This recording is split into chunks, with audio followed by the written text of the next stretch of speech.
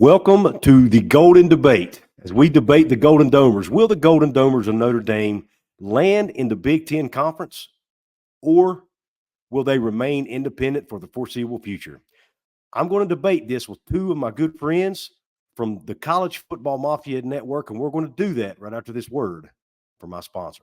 Ladies and gentlemen, this episode is brought to you by Dutch Miller Automotive, where friends and family pricing means you get the best deal right up front on any new or pre-loved vehicle in stock every time. With brands like Chevrolet, Chrysler, Dodge, Jeep, Ram, Kia, Hyundai, Ford, GMC, Buick, and Subaru, the Dutch Miller Automotive family is always growing and ready to put you in the car or truck you've been searching for. Check out our inventory across West Virginia at DutchMillerAuto.com or come in today to the home of friends and family pricing, only at a Dutch Miller Automotive store near you. What is up? Welcome in. Make yourself comfortable. Come in and belly yourself up to the bar and let me serve you up a shot of top shelf college football content. I have some help serving up shots tonight, and I'm going to bring those friends and guests on, and they are Moen. How you doing, Moen? Doing well, Couz. Thanks for having me on. Absolutely. And the WildUte. What's up, Couz? What's up, man? How are you guys? Doing well. Both of these guys can be found over at the College Football Mafia Network. You guys want to talk a little bit about what you have going on over there before we dig into the meat and potatoes of the show? Yeah, go ahead, Moen. Yeah, we've got a lot of stuff going on over there right now. We've got we do live shows on Sunday, Monday, Tuesday, Wednesday, Friday, and we've got short form video content over there like WildUte University. We're going to bring a little bit of that up tonight when we talk about these Golden Domers and making them bend the knee to the Big Ten. Absolutely, they will be bending that knee, Couz. Okay, I will see about that. We'll see about that now. Pop the old knuckles here and get ready for a little fight. All right. So the basis of the show tonight is some of you guys watching may have seen I did a video a couple weeks ago saying I don't think Notre Dame joins the conference. I think they love their independence. They're as they like to say here in the sticks, how they're living high on the hog with all their money, all their not only TV money, but I mean you've got academic money rolling in left and right. Endowment money is the word I was looking for. They've got money going everywhere. I mean, they wear freaking golden helmets for crying out loud. Okay, that's how much money they got at Notre Dame. But these two gentlemen disagree with me. So I'm going to let you guys talk a little bit. And WildUte, I'll start with you. What is your take on Notre Dame and why you think they ultimately end up in the Big Ten? Yeah, so I do think Notre Dame's going to end up in the Big Ten, not the SEC. So that's point one. And it's really based on the finances, Couz. The finances for Notre Dame, while the finances look good on the surface, for example, they're making over double what they've made historically, there's a huge gap there from Notre Dame to the Big Ten and the SEC. And that gap is in the media rights landscape right there, like the media rights revenue piece of this business. And Notre Dame's looking at having a gap of over $10 million to both conferences. And that means each team in both conferences. And why that's problematic is because Notre Dame has historically made essentially more money than everybody. They're basically number one in the media rights space before these new contracts for the SEC and the Big Ten. Now, all of a sudden, they're behind every single SEC and Big Ten team. And I think that's hugely problematic, right? Like, I mean, obviously paying coaches, probably paying players soon, right? And like everything that you need to run a football program, an elite football program, they're just going to be falling behind the financial 8 ball year over year. I mean, that $10 million deficit that they're going to be running is just going to add up. And over 10 years, you're going to have over $100 million behind the likes of an Indiana or a Purdue, an Ohio State, and a Michigan too, like everybody. Mm-hmm. And like looking at the SEC side, Vanderbilt's going to be making more media rights money than Notre Dame. How does that work, right? Like that's crazy stuff. And so the big point number one is that they're going to be falling back financially. Okay. Moen? Yeah, to me, Notre Dame is the most Big Ten team not in the Big Ten.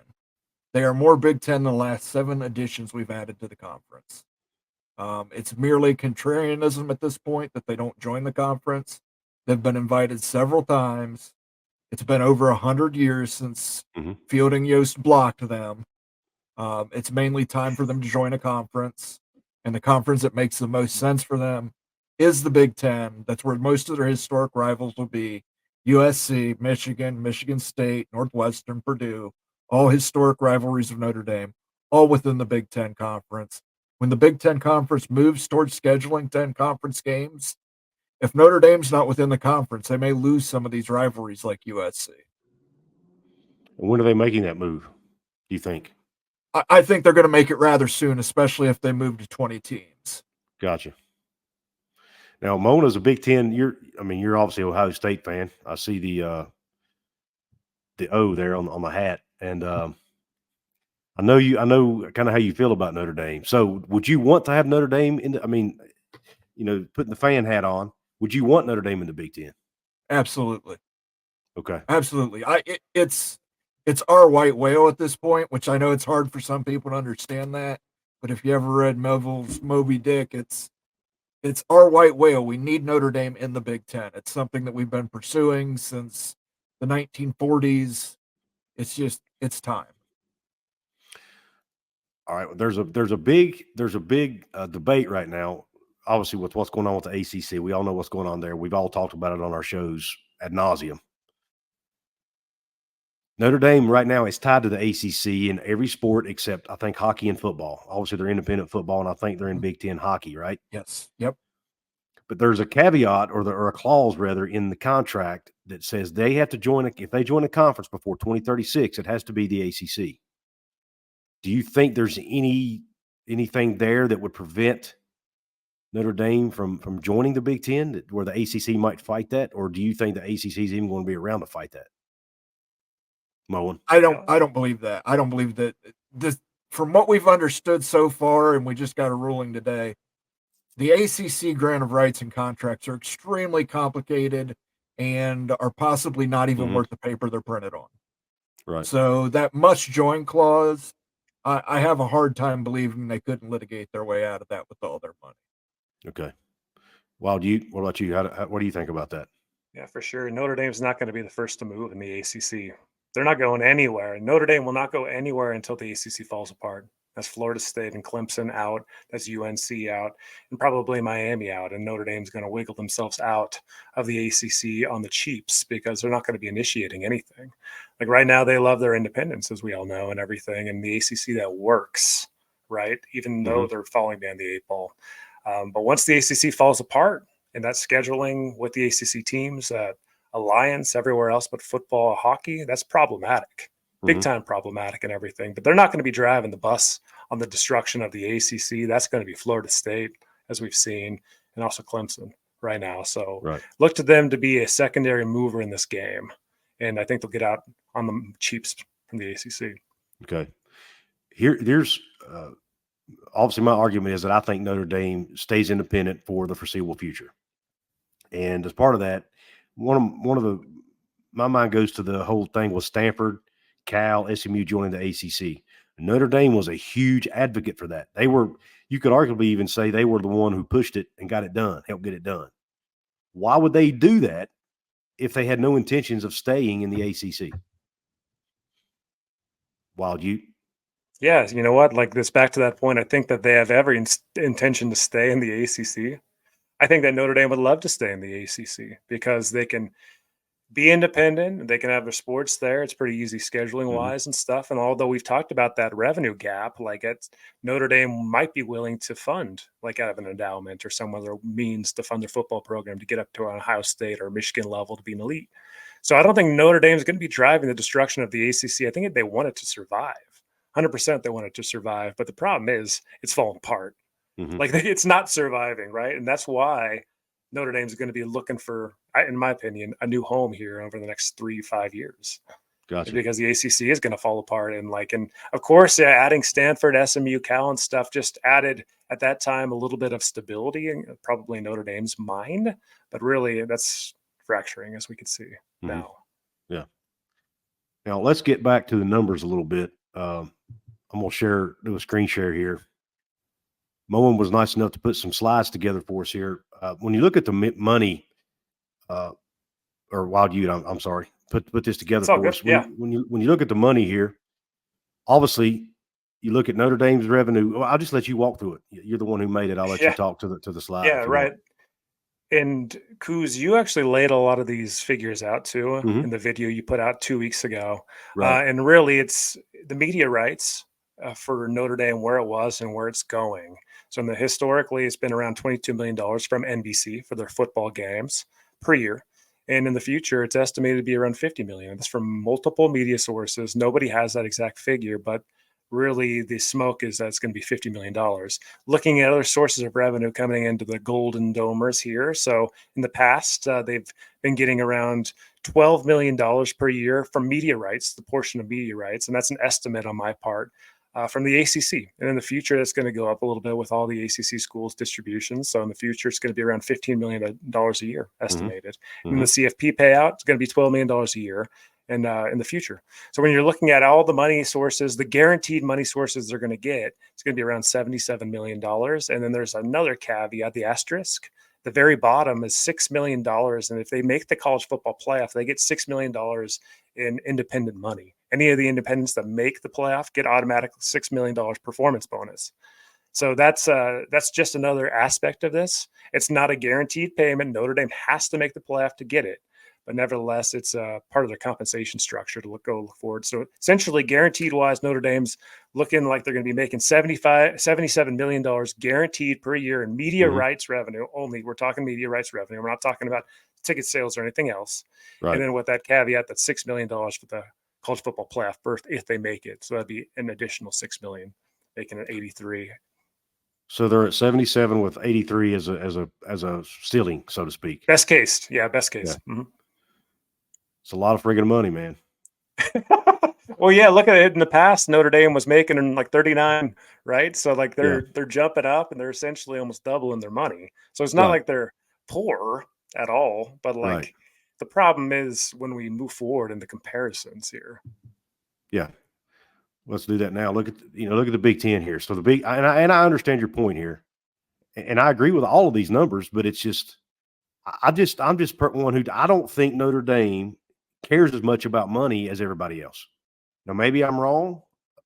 Maybe I'm naive. I don't know, but anyway, if you want to talk to this slide, and then we'll get back to that. Yeah, for sure. It's just the same mechanics as the last slide here. So we're looking at prior money and future money and what to expect based on contracts that the Big Ten and the SEC have signed. And you can see, I love the SEC too. Look how little the SEC was freaking getting paid. It's crazy on how little. And they're really multiplying their money there from 20 million approximately to $90 million. That's craziness right there for the SEC. And then also for the Big Ten, they're like almost tripling their money from around $36 million per year in media rights to around $93 million. And so the money is just getting crazy for those two conferences for the P2. Mm-hmm. And when you stack it up to Notre Dame, it shows a financial loss or deficit compared to those conferences, every team in those conferences. So that's the problem at hand, the financial issue, the financial gap for Notre Dame. And again, like going back to like a prior point, like Notre Dame's always been making more money essentially than everybody else, or right there towards the top end and everything. So this is the first time they're finding themselves behind the media rights revenues compared to not just like the high end peers, but everybody in the P2. Mm-hmm. So that's an issue for them, right? I mean, I don't think so. But Moen, you think this is I think this is less about financials and more about prestige. I think if the ACC does fall apart, if the Big Ten does move to 10 conference games, who is Notre Dame going to schedule? Yeah. I mean, is NBC going to continue to pay $50 million a year for Navy, Boston College, Georgia Tech? Because they're not going to really have a lot of great teams available on their schedule. I know a team that's based out of Texas, or a conference rather, that's based out of Texas, who's getting ready to start having their media days in Las Vegas, who would probably be willing to give them the same deal that the ACC's been giving them. And I'm talking about the Big 12. Sure. But now I'm not saying that'll happen because I personally don't think Notre Dame would align themselves with the Big 12. I think they're too elite to do that. But do you guys think that would at all be a possibility or no? I think that the Big 12 would consider adding Notre Dame, but Notre Dame would never bring over their football, right? They would have Right. the That's Big 12 would have the same deal as the ACC, like that's you're what I was alluding going with to. that. Yeah, I don't think they would Yeah. add them in football. It, I'm not even sure Notre Dame would be willing to align with the Big 12 at all. Moen, what do you think? yeah. I tend to agree with you, Couz. I think again it's prestige. Yep. It's nothing personal against the Big 12, but Notre Right. Dame would look at either the SEC or the Big 10, and they're just Yeah. not going to go to the SEC. Yeah. And obviously neither of those conferences would probably allow them. You don't think the Big 10 would allow them to keep their independence? No, absolutely You don't? not. No. So you think, Moen, then that Notre Dame is going to be basically forced to join the Big 12, the Big 10, because the ACC is no longer going to be an option. I believe that this is all. Every move the Big Ten has made has been a move to constrict Notre Dame into joining the conference. Gotcha. I believe if the ACC implodes and they grab Miami and Florida State, that'll be another thing. They're basically cutting Notre Dame out of Florida at that point. Yeah. So Now, WildUte, I'll ask you this one first on the college football. Sure. Thinking about Moen's comment, when you look at the college football playoff revenue distribution, and even access for that matter, even the distribution aside, looking at the access, which hasn't been determined yet, but it looks like there's going to be quite a few at-large bids available. It looks to me like Notre Dame's not getting squeezed from that regard. The only thing that there might be getting squeezed on is the financial piece. Mm-hmm. What are your thoughts about the college football playoff and how Notre Dame's impacted on that? Yeah, so the college football playoff, Notre Dame is going to get in occasionally, right?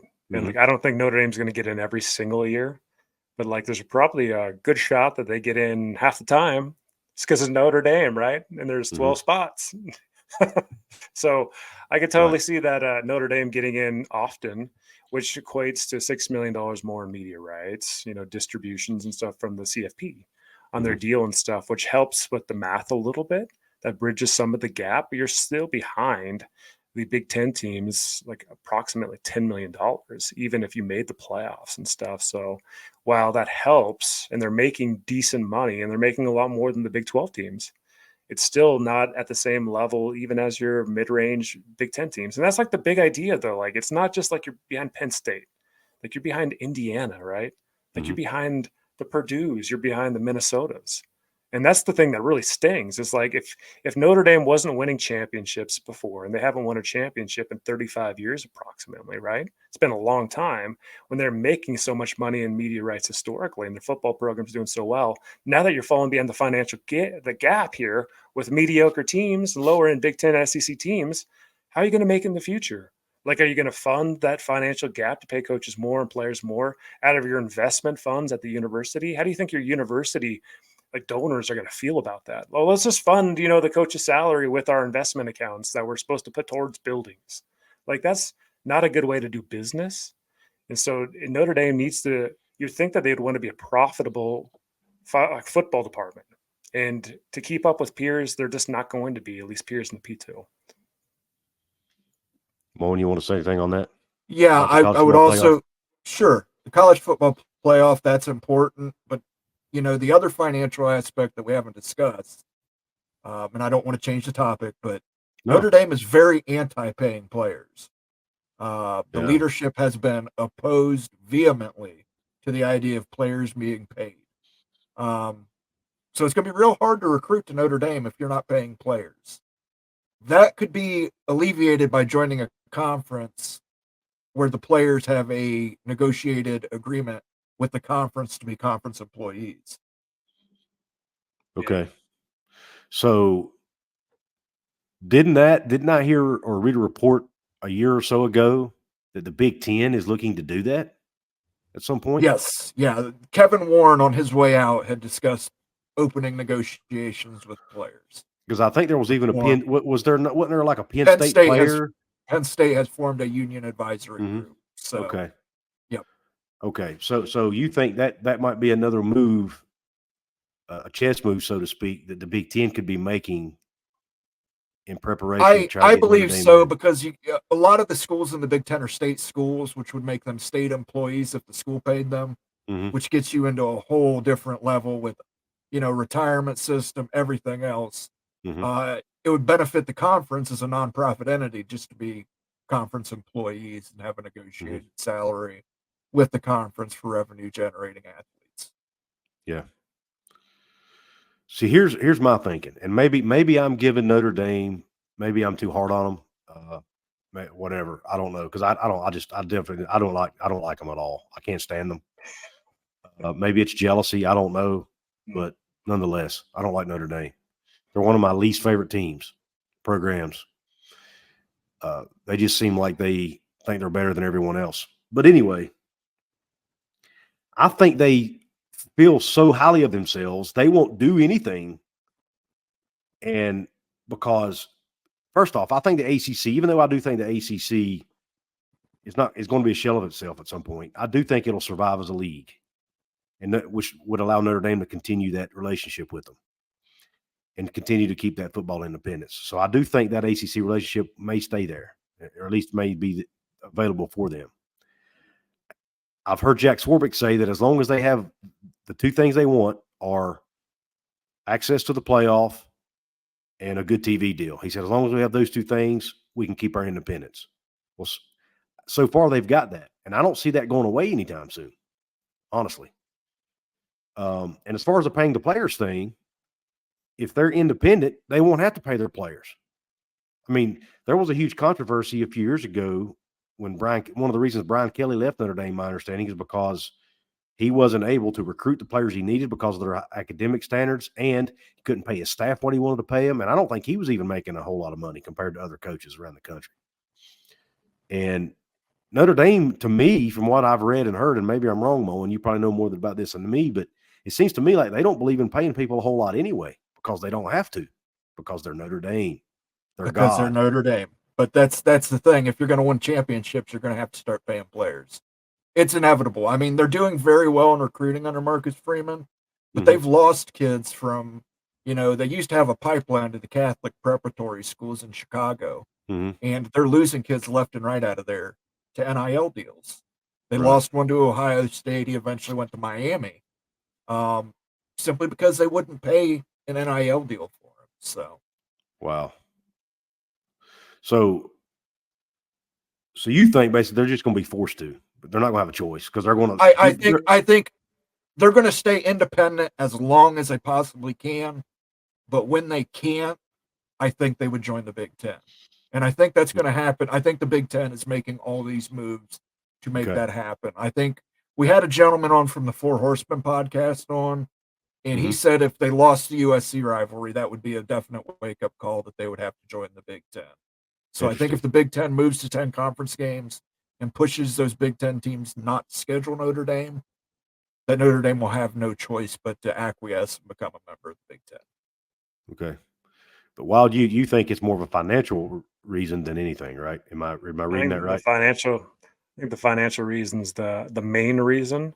But as Moen outlined, I mean, like the noose is tightening from multiple directions here, right? Like, I mean, the conference employee issue is like a serious issue and stuff. And how's Notre Dame going to navigate those waters without a conference? Can they do that? Do they have the power to do that? Who knows? That's complex, but joining the conference would help. The financial gap's another piece of it. If the ACC fractures and fall apart, then all of a sudden, like the quality of your opponent decreases. So all of a sudden, your media partner's upset because you're not bringing as many good home games, right? And so there's just all these reasons and everything that it makes sense that Notre Dame would be jumping over to the Big Ten, forced to jump over to the Big Ten. They decide to do it, but they would have no choice, essentially, within the next 3 to 5 years based on all these issues. And they're going to scratch and claw, squawk, and do whatever it takes to make sure they don't join like a conference. But at the end of the day, it's just not going to matter. Everything's crushing in. The noose is going to tighten up too much, and they're going to have to. So they will be the Arizona State. They're going to be kicking and screaming like Michael Crow did when he knew he was going to have to join the Big 12, right? Seriously, yeah. No, Notre Dame. Yeah, Hey, they're I gotta going to jump in change it. here, The narrative for Notre Dame will be that they've finally decided. Yeah, they're never going to be kicking and screaming. Oh yeah, I'm They're going to sure. be I'm sure. benevolent when they do it. It's going to I'm be sure. we're letting go of the past from 100 years ago, and we're joining the Big Ten of our own free will and volition. Oh, I'm sure. What were you going to say? You?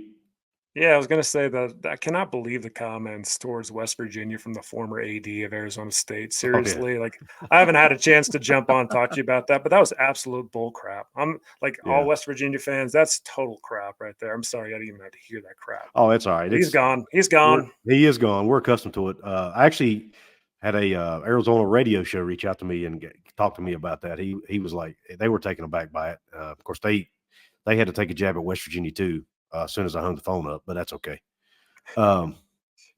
We get it from all angles, man. We're used to it. I mean, it still sucks, and we're a little sensitive about it. I'm not gonna lie, but but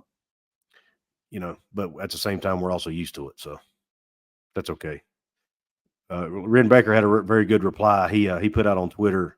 He put a picture out of the view off of his back deck, looking over the mountains with the sun coming up, and said, "There's only two types of people in the world: people who have been to West Virginia and people who wish they had, or wish they had been, or something like that." So that was pretty cool. That was what he posted on his Twitter account the next day after that phone call or after that interview.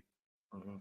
Yeah, it's one of the best college football atmospheres in America, as far as I'm concerned. Absolutely. Yeah, absolutely. Hey, we got our state has its flaws, our university has its flaws, but man, college football environment is one of the best in the nation. Our fan base is one of the most passionate in the nation. They have a great medical school there. I mean, it's one of the top-notch medical schools in the country. They're doing a lot of really good work there. Moen, you probably hear a lot about it. You live close Yeah, a enough lot of to it. cancer research. Absolutely. Cancer They research. they have a guy who's maybe on the cusp of finding a cure for Alzheimer's disease. I mean, a lot of cool stuff going on there. And so yeah, we take our shots, but West Virginia and the people here, we all know we know what we have, and we're proud of it. So, but anyway, well, guys, once again, I appreciate you coming on, trying to talk some sense into me and on this Notre Dame thing. Very good points. Honestly, some points I hadn't really considered. So I appreciate you coming on. Once again, let everybody know where they can find each of you on social media and over on your shows. WildUte, we'll start with you. Yes, you can find me on X Twitter at the WildUte, and then at the College Football Mafia channel here. We do a few different shows a week: Big 12 Mafia, then the Big Freaking Friday show, and also WildUte University, the shorts for realignment-based shorts that are based on data we put together, put out there. So go check them out. Yeah, Moen, you can what find about me you? on. Yeah, you can find me on College Football Mafia. I have my own show there Sunday nights. Question and answer. We take questions from the audience. You can also find my shorts over there. Moen Rants, where I go on have a little sip of whiskey and go on a rant or two, usually about Notre Dame. I've also got a new series coming out called Timeline, where we're going to look at some alternative history if certain things happened, how things might look today. Cool. That'll be neat. I'm interested in hearing that. Now, I'm assuming it's conference realignment related stuff. It'll be conference realignment related, but we'll even get into further. First episode will be what will happen if Notre Dame had joined the Big Ten in 1995 after the formation of the Big 12. Cool, because there's a lot of West Virginia has a lot of connections with a lot of the realignment past and all of the stuff that's happened around college sports. West Virginia has been a part of it some way. Back in the day when Joe Paterno wanted to form a conference with West Virginia and Syracuse and some other schools, and that didn't happen. Thanks to, I think it was because of Pitt, if I'm not mistaken, and maybe some other schools. But yeah, I see you shaking your head. What are you shaking your head? Pitt. You know what they eat, don't you? I do know what they eat. I do. I know enough West Virginia folks that I do I have know a shirt. exactly. I even have a shirt that says it. It can't be wrong. Hey, I have one too. Do you? Yeah. Awesome. Guys, listen, you and I and Moen are going to have to talk about whiskey one day. I'm a whiskey guy myself, so we'll have to, you're on a separate, off air, we're going to have to. I'll take a shot here for you real quick. A little. What is that, pull Crown? off the bottle. This is Crown. This is my that's my drink, man. I knew I liked you. Cheers, Couz. Cheers. Have you tried the blackberry yet? I have not. I do not drink flavored Crown. Will not do it. Okay. That's fair. I like plain. I like the regular stuff too, but my friends tease me, say I like the fruity stuff. But I ain't gonna lie, I do like the fruity drinks. I like the blackberry crown, the apple crown. But we have a crown and tequila are my drinks of choice as far as Yeah, a liqueurs couple go. weeks ago for my birthday, I bought a bottle of Crown XO, which was Crown Royal aged in cognac casks. And it was Ooh. probably some of the smoothest Crown Royal I've ever had. It was Wow, interesting. fantastic. Interesting stuff, man. Awesome. Well, listen, thanks everybody for tuning in. You got a little bit of education on Crown and hopefully a little bit of education on Notre Dame. And let us know in the comments, do you think Notre Dame joins a conference? And if they do, will it be the Big Ten? Or do you agree with me that Notre Dame is going to stay independent until they die? Let us know in the comments. Thanks again for tuning in. Have a top shelf day. Cue Country Roads.